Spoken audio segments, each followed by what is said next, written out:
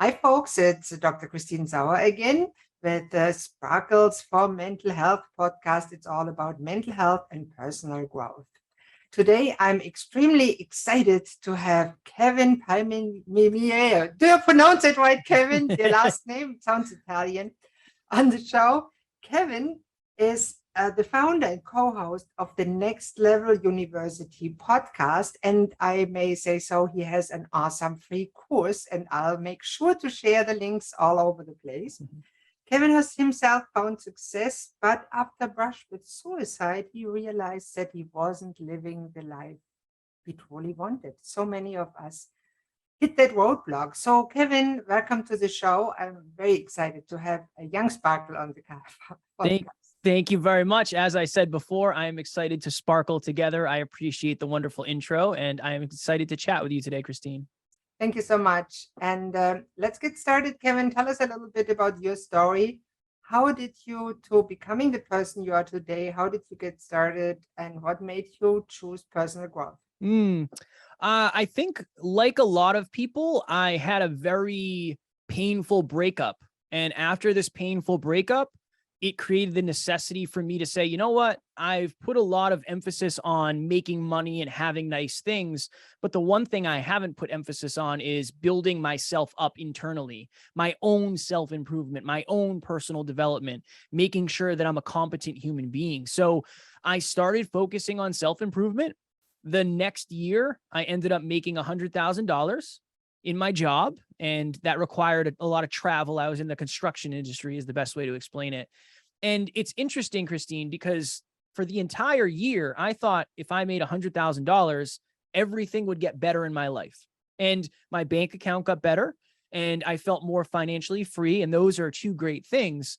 But after I opened my pay stub, I realized that nothing inside of me had changed.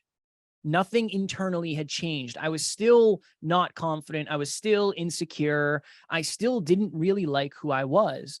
And I realized in that moment that for most of my life, I had lived unconsciously. The opposite of unconscious is hyperconscious. So I did what any young man does. I started a podcast called the Hyperconscious Podcast. And at the beginning, it was just a passion project for me. I was interviewing friends and just talking about deep thoughts. But eventually it got to the point where I was so in love with podcasting and I was so miserable at my job. I couldn't handle traveling anymore. I couldn't handle the long shifts. I just wanted to have a normal life. And I ended up waking up in a hotel room in New Jersey in the United States, which was like 6 hours from where I lived. Like I said, I spent a lot of time on the road working. My alarm clock went off at 5:15. I sat up, I slid to the edge of the bed. I was lacing up my work boots, getting ready for the day. And the best way to explain it is there was 10 televisions on in my head at the same time, and every single one was on a different station. Wow. And one was saying, you're stuck at your job forever. One was saying, if you do leave here, what are your friends going to think? If you do leave here, what is your family going to think? And do you really think you can be a successful podcaster? And I did not think I could. And in that moment, Christine, I felt like if I was to take my life, I would take my problems with me. I'm very blessed because I have a tight group of people around me. So I messaged one of my friends. I told him what I was going through. And he said, Kev, I think you need to change your environment. So 3 or 4 months later, I left my job and I went full time into what we're doing today. And I ended up partnering with the friend that I texted at my lowest point. And then we began the entrepreneurial journey. And I was very broke for the next 3 years. And I've learned a lot about myself. And it's definitely been a challenge, but that kind of catches us up to where we are today. Wow. It is awesome to see those success stories. And so many people have gone through low parts in their life. And many of my clients, especially, but many people generally get stuck in that low part and they think they are lost forever. What helped you get out of that rut and not get stuck? Yeah, I think it was 3 things. I think it was 1, somebody gave me permission to take a chance on myself. So when I reached out, his name's Alan, he's my business partner. When I reached out to Alan, he said, well, Kev, why don't you change and go get a new job? Or why don't you start your own thing? Imagine if I reached out to somebody who didn't believe in themselves they probably wouldn't have believed in me. So they might have said, well, Kev, you need a job. You can't leave your job. You make such good money. So one, the permission that somebody else gave to me. The second one, I believe, is I had a mission because I had started the podcast already. And because I felt the pain that I felt, it became my mission to help other people avoid what I went through. I really think when you have a mission or a purpose greater than yourself, you're going to pour more into it. And I think the last one for me was I actually believed the future could be bright. That was something that was pretty rare for me. I had assumed that my future was, or my current was the brightest part of my life because of all the money I was making. Alan helped me realize that the future can be brighter. So I really think that because of the people that I had in my life, that really helped me avoid getting stuck in that moment. That is really helpful tips. And also, I noticed you don't tend to be a dreamer, because many depressed people that are chronically depressed, they have thoughts going over and over in their head, and they never get out of their head and translate it in doing. Yeah. So did you have moments where you just went in your head and it went round and around and around and you just couldn't do it? Or how was it? Yeah, it's interesting that you asked that, because that makes me think of several times in my past where I had thought about starting a business. I had started about one time I built a website and I was going to do courses and I was going to do all these things. And then after a week or two, it just ended up getting lost and I didn't do it again. But there were several times where I had these ideas of something I could do, but I never got around to doing them. And I don't know if I ever attributed it to depression and or anxiety. So that is a good connection to make. So I would say yes, 100%. And maybe it's good that you didn't, because if you had seen a doctor, gotten medication, you probably wouldn't be the person that who you are today. That's very true. I know about it. But that said, I really love that you did Thank it, you. overcame it. And I know you emphasize that it's important to look in your past, and I agree. So let us know a little bit, where did you grow up? What was your childhood surroundings? How did you become the person that even as a teenager and young man was successful in the normal meaning of the word? I grew up in a small town in Massachusetts, probably an hour outside of Boston, and I was raised by my mom and my grandmother. I actually didn't meet my dad until I was 27. So we were definitely lower middle class. We never had a lot of money. But what money we did have, my mom and grandmother were always very generous with. And that's one thing I definitely have gotten from them. But I think it was a pretty normal childhood. I mean, I played outside with my friends. I played a lot of sports. I used to ride my bike around town and talk about how we were going to be famous and rich and successful one day, like a lot of kids do. And I think for me, I was just trying to figure it out. I was just trying to figure it out. I was never bad in school, but I was never anything too great. And I knew that, and I think this is an interesting thing, Christine, I don't think I ever wanted normal. Even like when I look back, I knew I didn't want to go to college when I was in maybe before high school, honestly. So I think my through line of my life is that I've always wanted different. I didn't want a normal quote unquote life. I didn't want an average quote unquote life. I just didn't know what I truly wanted. And the best way for me to find that out was to get what I thought I wanted and then realize, well, that is not it. So yeah, I think it was pretty normal childhood, all things considered. Now, let me ask you, did you ever do like many kids nowadays, play on their phones all day, go on social media, things like that? No, so I'm 30, I'm going to be 33 next week or in 2 weeks. And when I was young, we didn't even have phones. So I am still of that generation. I remember when I got my first flip phone and social media did not exist. There was you couldn't get on YouTube. You couldn't do anything on these phones. You could play Snake and you could text, and text messaging cost a lot of money back then. So it wasn't like it is today. So no, there was no social media around at that point. So I was very much outside. If I was not at home watching TV, I was outside playing in the woods, playing sports, riding my bike, that sort of thing. Yeah. What do you think that social media and the distractions of our modern world have done to young people? Yeah, that is a wonderful question. I think the number one thing, and this is the analogy I try to use, 30, 40, 50 years ago, if you wanted to see a quote unquote celebrity, you either looked in a magazine or you watched it on television. And now there are so many quote unquote celebrities on social media that I think we are comparing ourselves to people way more because perfect seems way more normal now. And I'm putting perfect in quotation marks. So I think the number one thing social media has done, especially to young minds, is change the way that we play the comparison game. I think comparison can be healthy if you're comparing to the old version of you and the future version of you as the current version of you.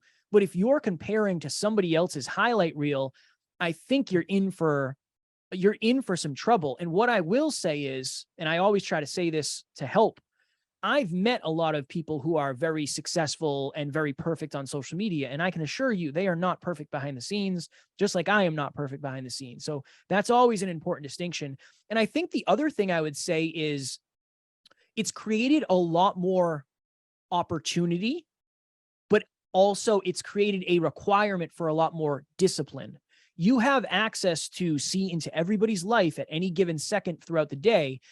While you can also be very successful with social media, it can also take you down a rabbit hole of distraction that will stop you from ultimately accomplishing your goals. So yeah. I love that you say it requires more discipline, because it is really very true. If you don't actually schedule your day around the things that you want to do, you get lost. Yes, 100%. Because I notice it myself when I check my emails in the morning. I have to set myself a time limit. Hey, enough of that. And social media, I hardly ever am on it because it's just a rabbit hole. Did you ever get addicted to anything or felt the need to use anything that wasn't so really good for you? I was definitely addicted to pornography for a time when I was younger, definitely 16 to 22.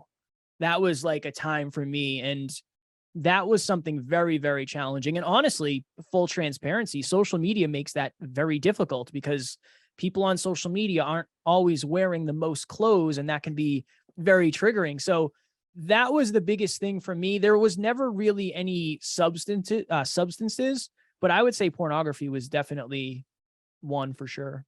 That's interesting. Why do you call it more an addiction and not just an obsession that young people often have when the hormones race? Because I couldn't stop. Even though I knew, logically, I knew this probably isn't what's best for me. I just couldn't stop doing it. I couldn't figure out how to stop until the pain was great enough eventually. But yeah, that's why I think everybody has not everybody, but many people have an interest and they have maybe a slight obsession. I think it was an addiction because I couldn't stop even if I wanted to. No, that's a very, very fair statement. My question, you said until the pain was great enough. What was the pain and what actually helped you to get out of that? Because that might help others that are dealing with similar or the same addiction. Yeah. I was in my early 20s and I was having sexual dysfunction. I mean, I'm supposed to be, this young man who's in shape, and here I have an intimate relationship and I cannot partake in certain intimacies because things aren't working the way they should. And that's when I started to research pornography and what it does to the brain and dopamine and all of that. And then I realized, oh, okay, I'm actually doing something negative to my body, although it seems like a positive experience. So the pain of that relationship, the struggles that I was having in it, intimately, as well as the awareness that I gained when I started to research, that pain was pretty heavy, both of those combined. I can imagine. Yeah. And the breakup of a relationship nearly killed you, basically, and it is very painful for the best of us. Yeah. What would you say is the most important thing? I don't know. Are you a parent? I should ask that first. No? Okay. What would you tell a young person? Say you're a big brother to somebody. What would you tell a young person are the most important skills to learn in the modern world as it is today? Great question, Christine. Number one, I believe, is self-awareness. there are few things that you take with you throughout your entire life, but your awareness is one of them. And if you don't understand yourself, it's very hard to understand how the world affects you. And when you understand yourself at a deeper level and you understand the world, theoretically, you understand everything at a fair deeper level. So from my experience, asking myself why, and then going down the rabbit hole of, okay, why am I insecure in this moment? Oh, because I don't feel good enough. Okay, well, why don't I feel good enough? Because that person knows more than me. Okay, well, what does that actually mean? And then just digging into that rabbit hole that's been very, very, very important. Mm-hmm. I would say, especially now, consistency. If I can't do the splits right now. If I tried to do the splits, I wouldn't even get close. But if I consistently practiced every single day for the next year, I'd be able to do the splits. And I think that's a good analogy for success. It's a good analogy for relationships. It's a good analogy for wealth. Today, more than ever, the importance of consistency it's there because there's so many distractions. If you can show up every day and just do a little bit better, a little bit more, a little bit different, you can make massive progress over 5 years. When we started the podcast, I never pictured having 1,000 episodes, but we just have been consistent over the last 5 years. So yeah, I would say self-awareness and consistency are two of the most important things in the world. I love that. I really trust discipline works right into it because to be consistent, you need some kind of discipline or you 100%. won't. Yeah. Now, if a young person said, what field of work should I go into? What are the most important skills to learn to make a living these days? What would your answer be? My answer would be very different than if you asked me a few years ago. I would say the number one skill to have now is imagination. The time that we're in, there are people who make millions of dollars a year playing video games. I remember when I was young, my mom said, "Hey, you got to take it easy with the video games. You're wasting your time." So I really believe that you have to hang on to your imagination because who knows what is possible for you. That's number one. And then I think another important skill is humility. So the ability to admit what you're really good at, but also the other end of that, the ability to admit what you're not very good at. If somebody comes to you and says, you're an amazing blank, and you really are, true humility is saying, thank you so much. I worked really hard over the years.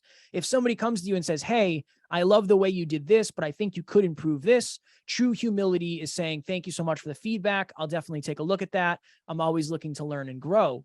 I think humility is such an important thing to have because the world is a different place in terms of people hiring you and the way communication is had.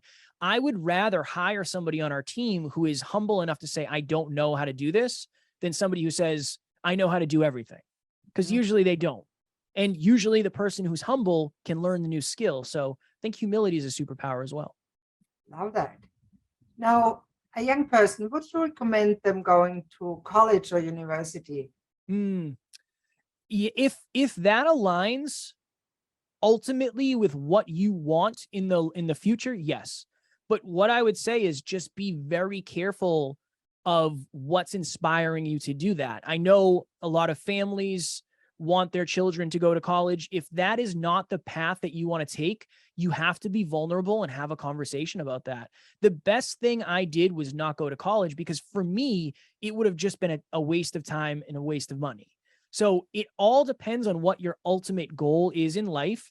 And I think now is the best time to explore. So if college doesn't seem like a fit for you, that does not mean you cannot be successful. Some of the most successful people walking the planet did not go to college and they've learned a lot on their own. And some people are very, very, very successful who also went to college. So I think it depends on your personality. I think it depends on your skill set.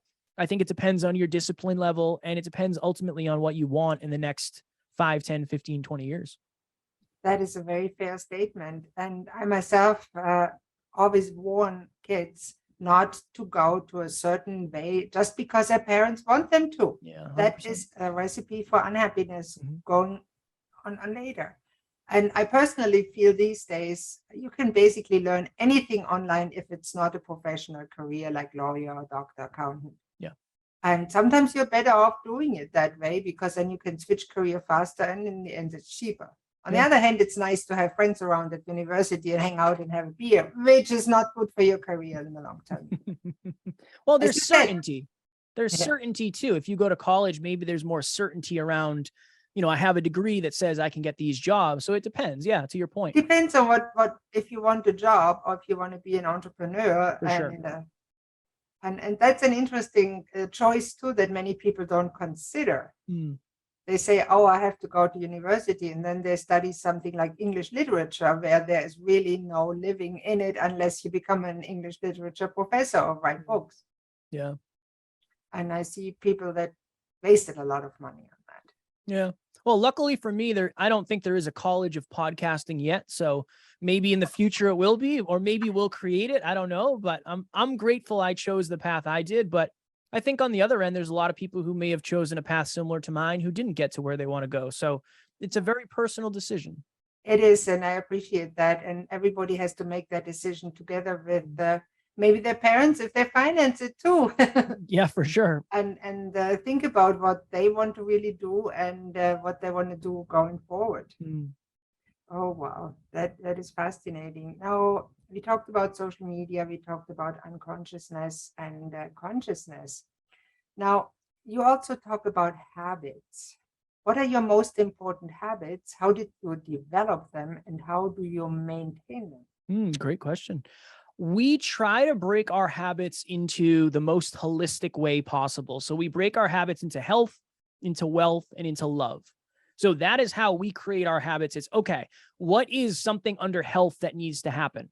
Maybe it's track your calories, weigh yourself, drink a certain amount of water, exercise every day, whatever it may be. In the very beginning, I literally started tracking, I think like 4 habits. It was, okay, what are the most important things that I should be doing every day to get more listeners, to grow my social media, and to make more money? So it was post every day on social media, track your finances, and reach out to one member of the community. Those 3 things, that's all you got to do. And that's where I started. And now I think I'm at the point where I do, 23 or something a day. So just a couple of mine. One of mine is I play the gratitude game with my fiance every night. So every night before we go to bed, we say one thing we're grateful for about one another. Simple, only takes a minute, but it's just a nice positive habit to have. Another habit for me is I weigh myself every day, whether I'm dieting, whether I'm exercising, which I usually am, but I always try to do that just so I can have a level of awareness. And then every single day I track our finances, the business finances. I know exactly how much money we spent. I know how much we made, and I know what we're projected for over the next 12 months. Those are some of the most important ones. The way to do it for most people is to figure out, okay, well, what's the ultimate end goal? Okay, I want to lose 10 pounds in 10 weeks. Okay, awesome.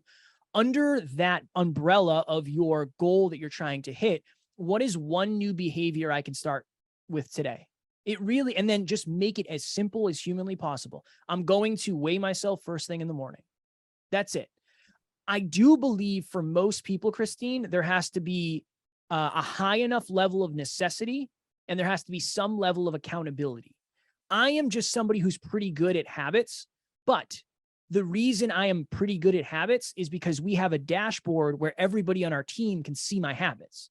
So they see exactly what I'm doing. They see exactly what I'm not doing. So find yourself a peak performance partner, find yourself a coach, find yourself some form of accountability where there is a perceived pain to you not doing your habits. The perceived pain of not accomplishing your goals has to be higher than the quote unquote discomfort of you doing your habits, or it won't work long term for you.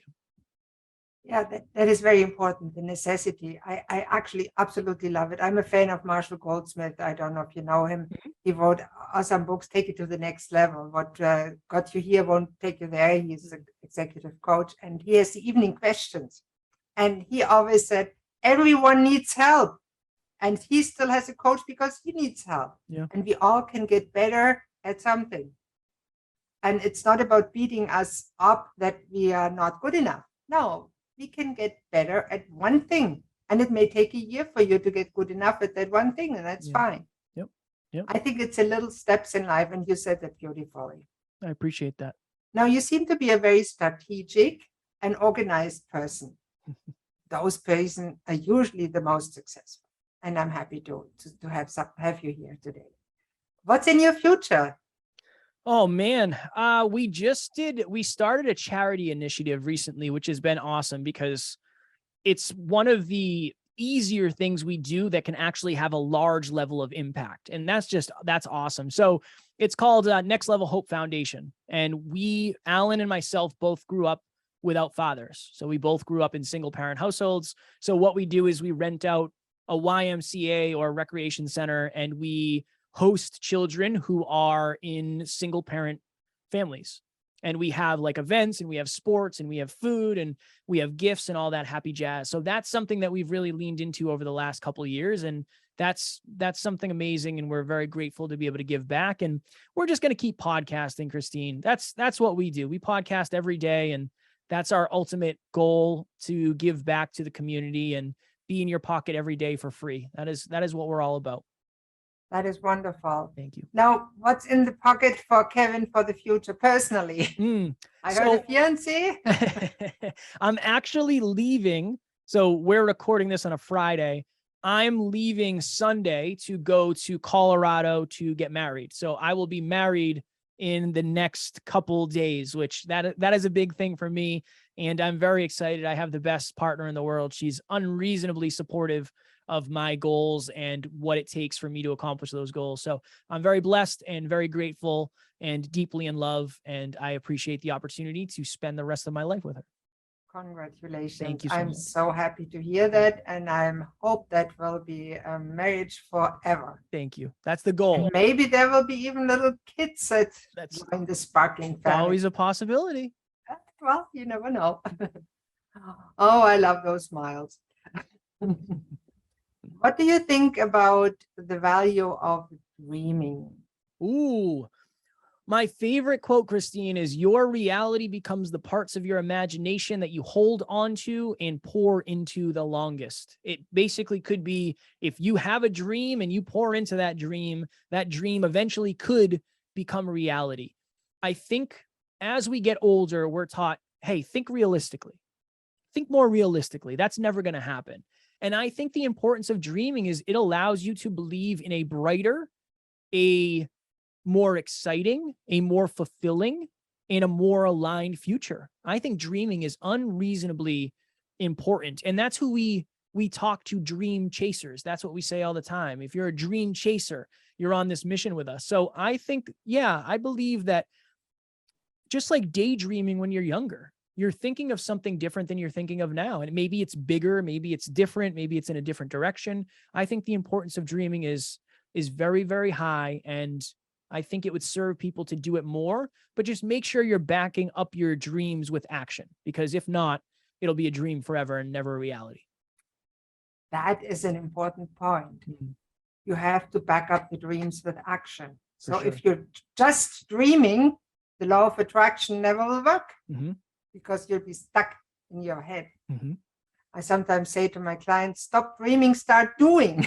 100%. Yeah. It's great to have dreams, but if you're not making progress towards them, they're just going to stay up in your head forever. Yeah. And I think that's an important message that some people have to hear, and I hope they're listening today.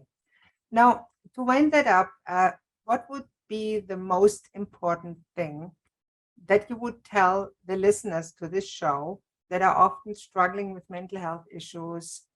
And then what would be options for them, in your opinion, to get the most out of contacting you, listening to you, learning from you? I think one of the keys is to talk about it. Really, when I started having mental health struggles, I went to therapy and I went to counseling, and that helped me tremendously. So just having somebody who can look at it and say, hey, it's going to be okay, or hey, I understand, or I empathize. I think a lot of us, when we're dealing with mental health struggles, we think that we're alone.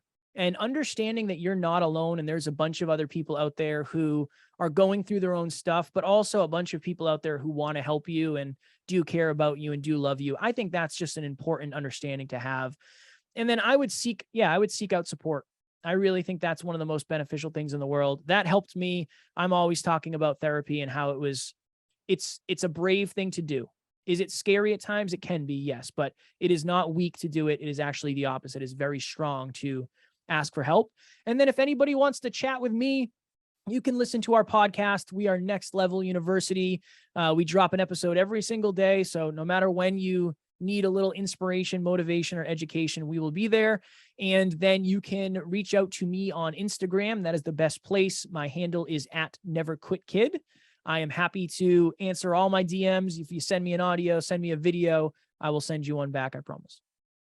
Wow, Kevin, that is awesome. Thank you Thank you. so much for being a host on a guest on the podcast. I said host, it's just as good. You're amazing. I'm fortunate to have met you, and I wish you all the best for your future, whether it comes to wealth, love, or health. Thank you. I appreciate this. This was truly wonderful, Christine. And that was it today for Sparkles for Mental Health. I hope to see you for the next episode. Bye-bye.